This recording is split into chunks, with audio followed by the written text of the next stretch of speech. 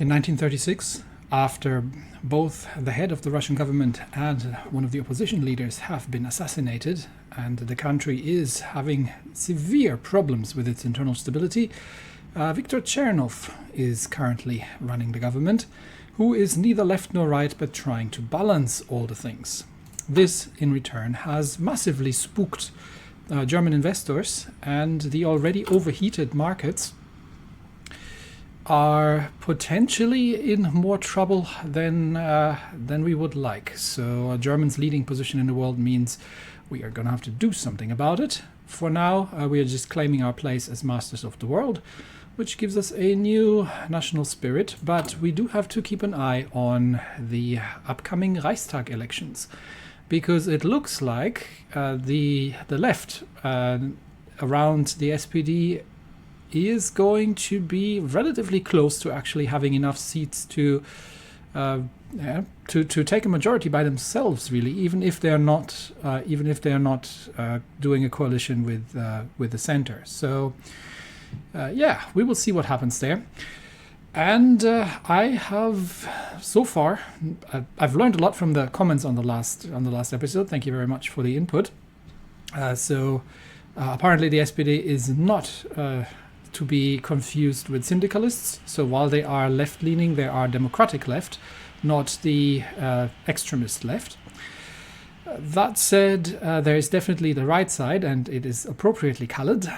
And we will have to see which side we are eventually going to take. But for now, I haven't made up my mind here. I would, given that the Kaiser Wilhelm is still in power, I would sort of like to remain with a monarchist approach, and we will see what we can do with that.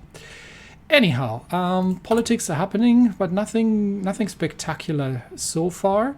We'll just have to keep a very close eye on what's going on, and we've taken a hit to our stability, which was very nice and high, unfortunately.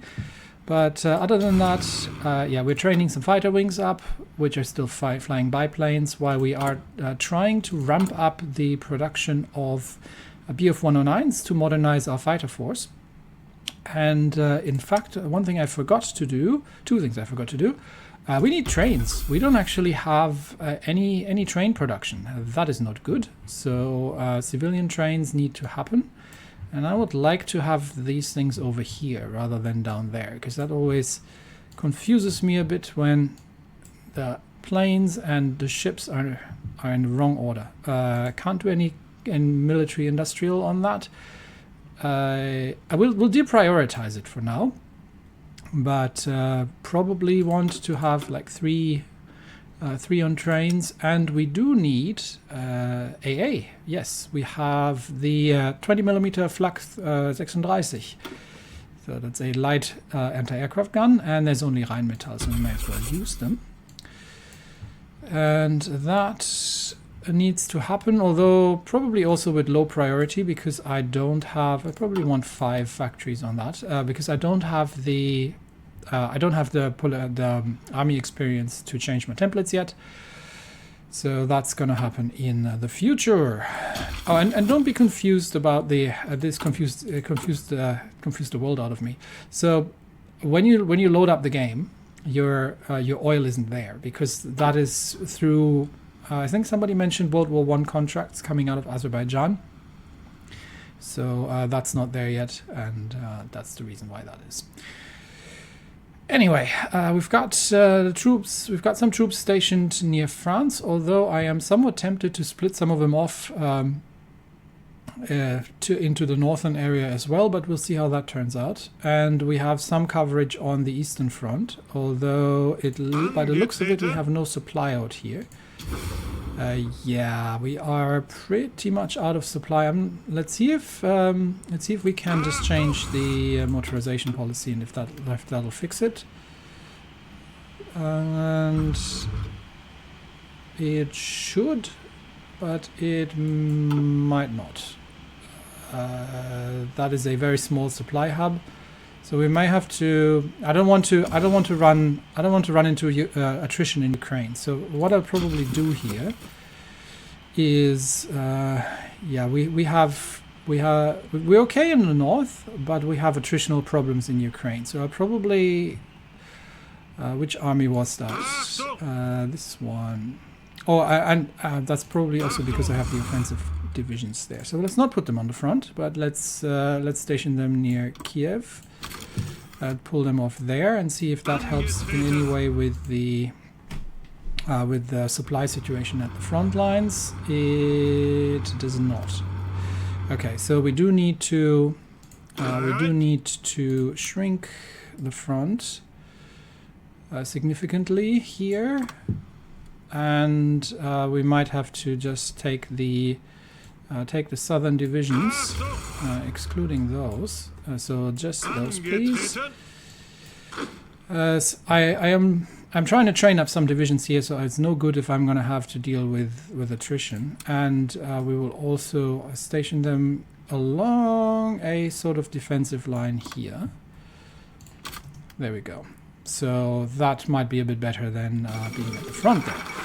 Okay, Masters of the World is complete, and that gives us the Weltpolitik, national spirit, which gives us 2 extra volunteer divisions, which is nice. Now we'll read the news first. And yeah, apologies to whoever finds that tedious. I think it really helps in order to understand what's going on, because this is not just a random alternate history path, but this is someone's spent a lot of time effectively pulling in what I figured the 1933 Weimar chaos into the 1936 timeline here. So, Totalist Charter. Mussolini, of all people, and a couple of other people, arrived in Birmingham today to discuss their common ground. It's been agreed that Maximism, Surrealism,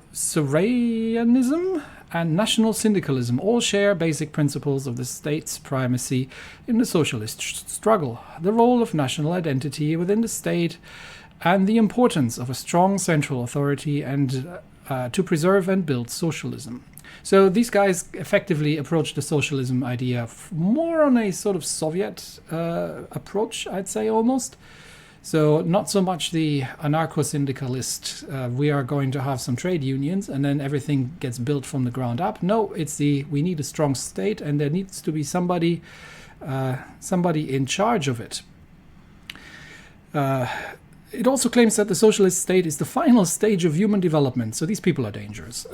Yes, we must reject this madness. Now this leaves the question, what are we going to do next? The Masters of the World has unlocked a couple of, I think everything else is still locked pretty much. Yeah, so we have a lot of focuses that we cannot, focuses that we can't take yet because things haven't happened. Somebody mentioned Schleicher. If that's Kurt von Schleicher, then I know who that is. But we haven't seen him yet, so maybe that'll come later. Anyway, what can we do here? We can make friends in the United States. Well, given that they are sort of probably having a couple of years to sort themselves out, not so sure about that. We can sacrifice 10% factory output, 10% dockyard output, and 40% consumer goods factories for half a year, in order to give our colonies a bit of a boost, so they get effectively the better consumer goods factories and the factory output. I'm not sure I want to do that just yet, because I don't know that right now. I'm mostly concerned about Russia. I don't know where the next war is going to happen. So we can't do an expedition to China because I think that the insurgency hasn't happened. So apparently there's an insurgency that is going to happen. We can bully the French a bit, which is always a good thing if you're playing Germany. And that leads to additional fortification in Alsace-Lorraine and a couple of other things. Or we could build. We could make fortification construction in the east better. That against Russia sounds like a good plan, actually. And that also leads to some interesting things like with definitely a bunch of decisions here, but also something that gives us experience gain, which is an interesting mechanic. I've also seen it over here. So there are a couple of places where we can get experience gain, or we can get another spy, although that's a 35-day focus, which we can get another operative and one random agency upgrade, and that unlocks a couple of missions that we can use to weaken the French and the Russians and potentially the British. That's also interesting. So it's either one of these. I'm probably going to do Ostwall, just because that is faster and it does unlock potentially missions to potentially something that gives us army experience, which we are not going to get anywhere with the minus 75% debuff, not anytime soon. So I'm not sure if any of this matters massively. This also gives us there are multiples down here. That's also something, and we get some decisions to invade Scandinavia. So this might also not be a terrible. Yeah, then maybe we'll bully the French first. So let's see if we can get some diplomatic pressure to make sure that these guys don't get any kind of ideas in terms of aggression. All right, now that's underway, and we will demand the renewal of the treaty. I don't really have to do anything here to even further boost the left, but we will see what happens when we get to the election, or when we get closer to the election. Right now, I don't really need to take any of these. They're instantaneous, so I don't feel like I need to take any of these. We don't need to do anything in the legation cities, and Edward VIII has been crowned as King of Great Britain. Okay, that's actually fascinating, because Great Britain is a trade union syndicalist country, so that would be probably over in Canada. Yeah, the king passed while in exile in Canada, and the Edward Prince of Wales has taken over. He's a vengeful and ambitious man. Okay. So he wants to avenge his father and reconquer the home isles. Yeah, so the Dominion, the former British imperial colonies, are out for blood. Okay. Let's continue. We are getting so much fuel through that Azerbaijan thing, but I'm a little worried about the trade routes to make that happen. If this is a trade route, let's see if that's. Is that a trade route thing? Potentially, maybe, because we don't really have a good connection there. So I'm not sure if we need to do any kind of naval action to make this happen. We do need some. We are gaining some naval experience from the massive training exercises we're doing right now, but it's not enough to build better submarines. So right now we're just constructing a couple more civilian factories and a couple more dockyards and a bit more infrastructure and some military factories, just to get everything flowing. And Dmitry Romanov has been interim president. Okay, so Chernov has been defeated. And Grand Duke Dmitry Romanov, Romanov, as in the Tsar, has found his appeal among the right-wing cadets, Russian nationalists, Octobrists, and other conservatives who have supported rise to power. Grand Duke has promised to restore stability after Savinkov's death, but in which direction he will push Russia is unseen so far. Much of his coalition has never favored the left-wing Republican ideas of Chernov, and the restoration of the monarchy is not out of the question. Yeah, I mean, if you put a Romanov in power in power in Russia, then you are looking at a restoration of the old monarchy. Which hopefully gives a bit of stability over there. I could really do with that. So we are still losing stability. That's due to the March leads to April and the discontent with the March constitution. So we will see where that goes. Okay, so I think problems just got worse. 10 years after the intervention. For the past month, the Berlin Stock Exchange has been in a volatile plateau. Yes, because we managed to stabilize it. And some voices, such as Walter von Radenau, have already predicted an impending stock market crash. Though others are skeptical of such doomsaying, still a sense of unease permeates the markets and trading volumes are relatively subdued. Until now, when a 1-2 punch dealt a second severe blow to the stability of the stock market. What happened? After forced audits by the Reichswirtschaftsamt, the Imperial Economic Office, numerous instances of fraud have been revealed among companies operating in German East Asia. Yeah, that's sort of what happens when you let the Navy run a country. The deplorable finances of the eastern branches were being hidden by fudging numbers, and the same fudging was used to avoid taxes. Just in time, when a retired official from German East Asia, Franz Brüninghaus, published a piece in the Berliner Tageblatt titled 10 Years After the Intervention, referring to a German intervention in China with an expeditionary force to topple the Kuomintang's northern expedition. It's an alarmist piece describing the failure of German foreign policy in East Asia and stating that the instability in the League of Eight Provinces is the fuse which will set off an explosion of socialist and anti-concessionist revolts in China. Okay, so you see, this is why it's important to read those things, because it gives you a hint of what's up. So the League of Eight Provinces might start causing some grief there. So if we were looking at the factions over here, these guys are not in any faction, I believe. So that sounds like there's going to be some uprising, leftist uprising potentially against our investments in China, and that's the last thing we need. Okay, let's read on. For a market whose stability is already wobbling, this was not good news to wake up to. Investors began pulling out of affected companies in droves, causing a dip in overall stock price. Yep. So we had investments in Russia, which went pear-shaped, and we have a lot of investments in China and in German East Asia. And these guys are corrupt and incompetent because they got caught. And these guys are afraid that the locals get uppity. So a flurry of trading on German government bonds occurred as exposed investors needed liquidity, sold them to others. Less exposed institutions seeking stable investments. If this continues, it could lead to the greatest stock market crash in German history. Oh, crap. Yep.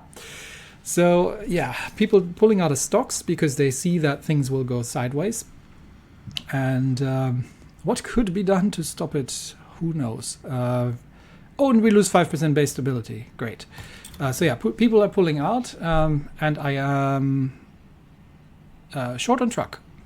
Very short on truck. That's because I have set the armies to be using motorized. Let's not do that. We do not have the truck to make that happen. Yeah, so everyone wants German government bonds now because people are trying to pull out of the stock market, which, yes, could absolutely crash the stock market very rapidly because this sort of stuff snowballs. All right, we can get ourselves an operative. We have a well-groomed military background. I haven't seen that. That might be a new one. Infiltration effectiveness and a master interrogator. That's a good one. We also have a master saboteur. Okay, so there are actually levels. I don't know if this is part of the Kaiserreich or if this is from the base game. So he's good at targeted sabotage, which is not something I do very often. So is he. Minus 20% detection chance, and he's very good at sabotage and capture cipher. I kind of like the minus 20% detection chance, but I also like the infiltration from Giscus here. But we'll get Jakobs first, because with the minus 20% detection chance, I might be actually able to just send him over to Russia and see what he can find out. Although historically. Sending a risky move maybe. Let's send him to Paris. Let's see what happens. I can't easily get a second one. I will have to actually go for the operative upgrades. But we do have the buying time with spies focus that we can take in a worst case scenario. So not spending any IC on that just yet. And we will see what happens. maybe he gives us a bit of an insight into how that goes there. War support isn't great in France, and we are pushing the French right now, so we'll see.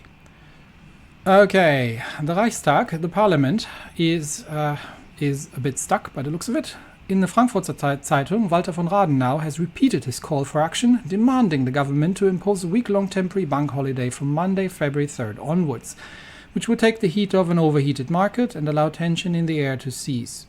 Yeah, he might be onto something there. News of this proposal reached the president of the Reichsbank, Hjalmar Schacht, who forwarded the proposal to Chancellor Herbert von Dirksen. The two statesmen consequently spent the weekend trying to organize an emergency response to an impending economic collapse. Yep. Meanwhile, a meeting of the Reichstag's party leaders on Saturday was fruitless, however. Though the parliamentary leaders all agreed on the necessity to act decisively, they disagreed on the specifics. Yes. And ultimately, the two largest opposition leaders, Hermann Müller of the SPD and Ulrich von Hassel of the DVLP, were anticipating an economic downfall, as the blame for it couldn't fall not up to them, but especially upon LVP, DKP Zentrum and the Chancellor. Oh, great. So these clowns and those clowns are playing political games with the economy. Well done. So they effectively want the economy to crash, because then they could point fingers at the running coalition that has been running in the center for the last 15, 20 years or something. And they are trying to sow chaos, and they're trying to benefit from it. Yeah, the politicians.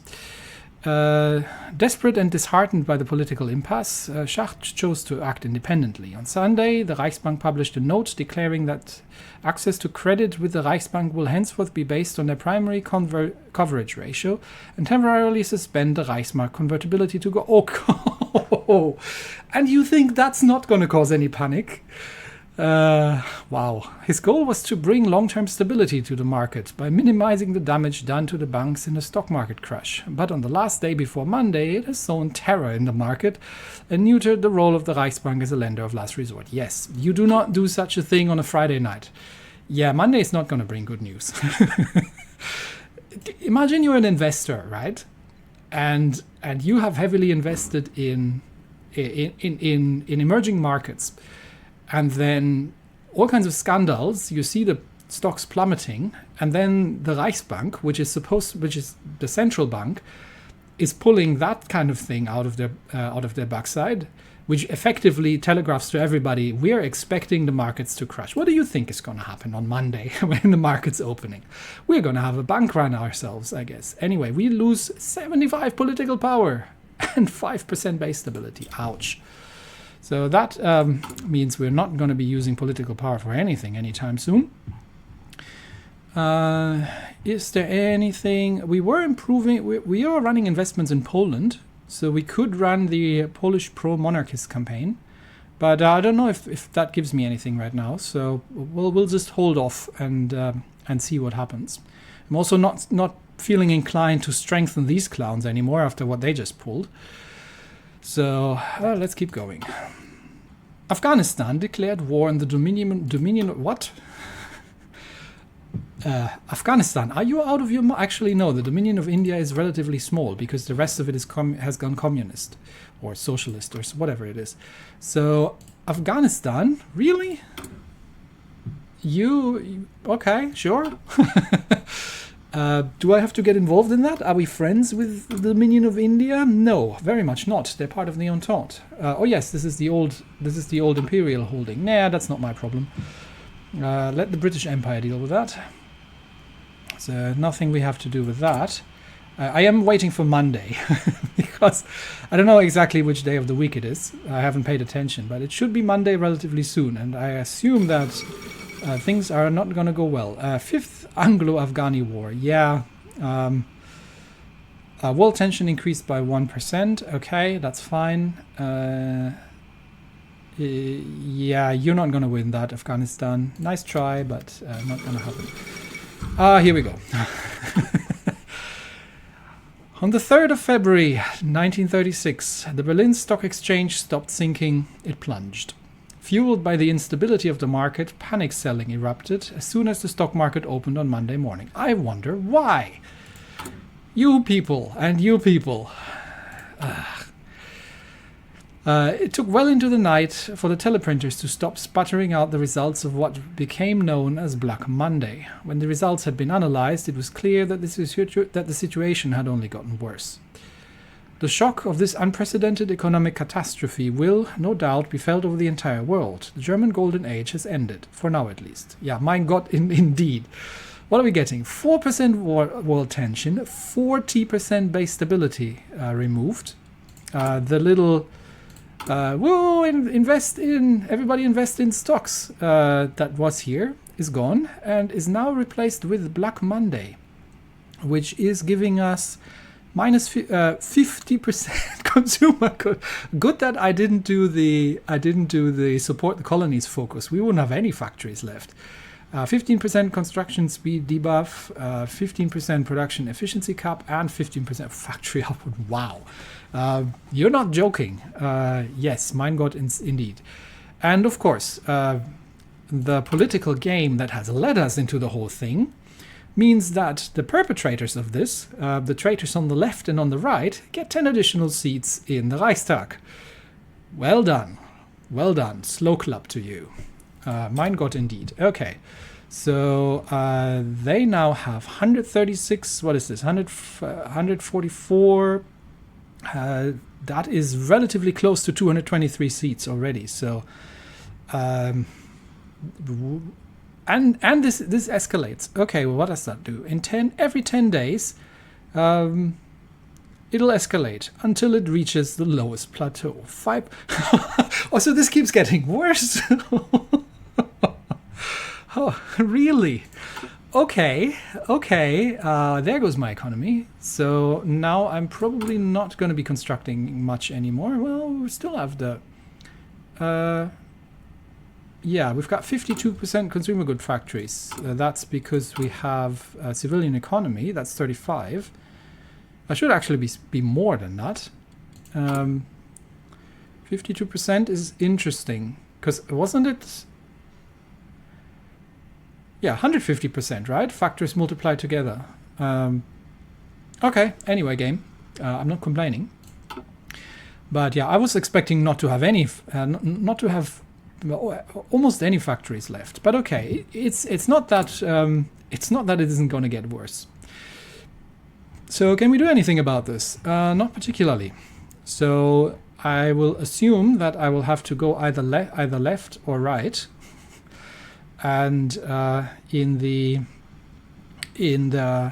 Reichstag election, and I'm not feeling the left, to be honest. After what they just pulled, you don't deserve to run the show. Neither does the right. We'll see if we can stay neutral. It's worth a try. Anyway, on that bombshell, yeah. Let's see what happens next. I'm gonna wait for the 10 days and see if I can get any decisions to do anything about this. And other than that, yeah, stonks. Okay, electoral gridlock in France. World's leading socialist nation. United, yep. They're not uniform in its policy. That's good to know. As the time for revenge against Germany and the world revolution closes in. I don't like the sound of that. The CGT election in 1936 is said to be very important. It was so important, in fact, that none of the four factions could acquire a majority. Much like before the election, a coalition must be found, but how will this change the shape of the Commune's politics? Only the men in the CSP itself know. So the French have you could almost say, a disjointed government. Yeah. So not everything is well in syndicalist land over there either. But what I'm curious about to see is what happens once the escalation ticks in. Because if I'm going to keep losing, I'm going to hit rock bottom here. Because I'm already losing 0.5% per week from the spirit, that I have no idea when we can get rid of that. Anyway, this might be actually a good time to prod the French a bit. And we can decrease world tension, which is good, because right now we're not in any position to go to war with anybody. Okay, but things have happened. Okay, behind the curtain. A nationwide media frenzy has broken out in the aftermath of the recent market crash. No surprise there. The belief that Germany's golden era is over once and for all is undisputed. Enormous consequences will ensue economically and politically, some sooner than others. In a dimly lit office at the Prussian War Ministry, inside Berlin's deepest political machinations, one man is restlessly drawing up a damage limitation plan. The young and ambitious Minister of War, Kurt von Schleicher. So it is Kurt von Schleicher. Very brief detour. I haven't read up in the details on him, but from what I know, Schleicher was a master of intrigue and was relatively unscrupulous. So he was actually working with Mr. Mustache Man's goons, but he wasn't into the ideology or anything. He was just kind of trying to use them to get into power. So he's power hungry, unscrupulous, but not politically tainted in any way. He goes where he's a Prussian officer. He does what is necessary. Okay, so has been in charge of ministry for roughly 4 years, is merely a stereotypical office general, a diligent pen pusher without noteworthy frontline experience. Others, however, see him as a grey eminence, a puppet master, of easily controllable statesmen nominally above him, an assumption that is not awfully wrong. Okay, he is among the empire's most influential men. His political wit, ability, by the way, he got shot by the Mustache Man's goons because his wife as well. How do we know? Because he was on the phone with his friends when it happened.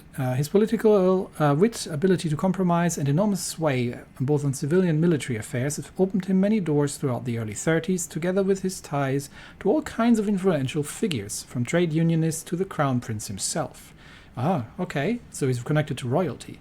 In 1934, that obviously didn't happen in the original timeline because there was no more royalty.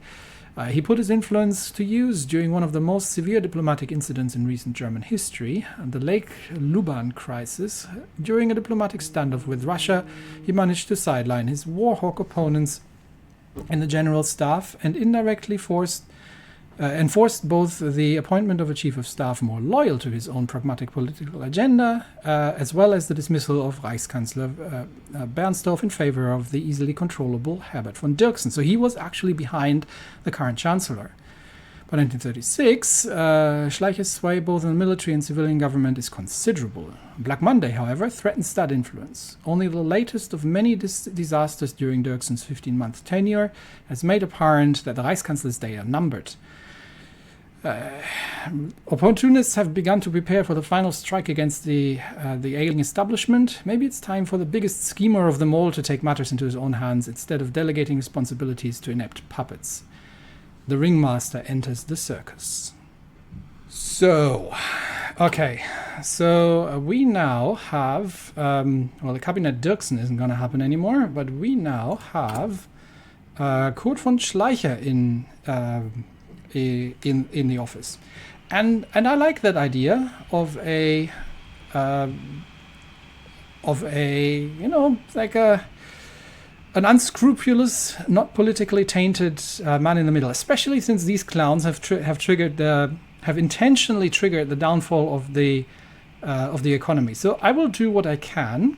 And I think this is the third political direction that I was waiting for. I will do what I can and try and see if I can keep Schleicher in power. I don't know what's involved in that. I'm assuming there's going to be a tug of war between the left, the right, and him.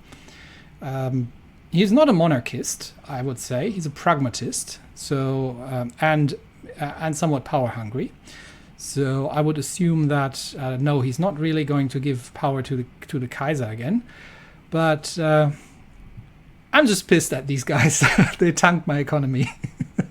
All the while, the Russians are getting ready for revolution, and the French are coming around with ideas of revenge as well. So I'm gonna try and stick with him. We'll see if it works. If it doesn't, then well, so be it. I'll take what comes. But that's going to be my attempt going forward. But until then, it looks like we are going to shed more stability. I'm assuming that this goes down until stability reaches 0. And I don't see anything I can do about it. It's like I've looked through this, but I don't think there is any. I don't think there's any decision that I can use. This is all just giving the left more political influence in the elections. So I can't see any. I can't see any decisions that I can use to do something about the economic crisis, which is great. So we've got Schleicher in power, and the Russian Republic wants to... No. You are not getting that. Excuse me. You are not using our bombers against us. Anyway, that's it for me today. Thanks, everybody. I will assume that we'll be put quite heavy on the politics in the first couple of episodes until things inevitably get hot. But we've got an army, but it's not the greatest. It's mostly infantry based. There's not an awful lot of firepower in it. The tanks we have are garbage, and the tank divisions we have are terrible. And we don't have the trucks to fully motorize our mobile divisions here. So we have a lot of build up to do, but I don't know at which point we're actually going to have to go to war. So hopefully that's still a bit off, and we'll be busying ourselves with effectively 1930, early 30s Weimar Republic style chaos in the leadership, politically and economically. That's it for me today. Thanks everybody, and I will see you next time. Bye bye.